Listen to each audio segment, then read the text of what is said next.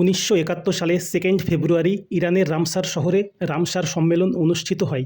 সেই জন্য 2 ফেব্রুয়ারিকে আমরা বিশ্ব জলাভূমি দিবস হিসাবে জানি। 1982 সালের 1 ফেব্রুয়ারি এই রামসার সম্মেলন ভারতবর্ষে কার্যকরী হয়। আমরা এবার দেখে নেব প্রথম রামসার সাইট। ভারতের প্রথম রামসার সাইট হলো চিল্কা হ্রদ, যেটা উড়িষ্যাতে অবস্থিত। আর একটা হলো কেওলাদেও জাতীয় উদ্যান, এটা কোথায় অবস্থিত? রাজস্থানে অবস্থিত। এটা 1981 সালে প্রথম রামসার সাইটে তকমা পেয়েছিল চিল্কা হ্রদ ও কেওলাদেও জাতীয় উদ্যান। এবার দেখে নেব শেষতম বা 100তম রামসার সাইট, যেটা উত্তরপ্রদেশে অবস্থিত। রিসেন্ট 2026 সালে রামসার সাইটে তকমা পেয়েছে। তার নাম কি? জয়প্রকাশ নারায়ণ পক্ষী অভয়ারণ্য বা সুরহাতাল।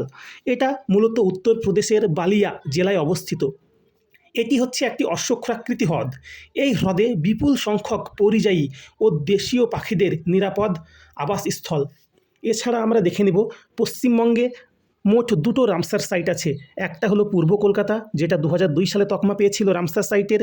আর একটা হলো সুন্দরবন, যেটা তকমা পেয়েছিল 2019 সালে।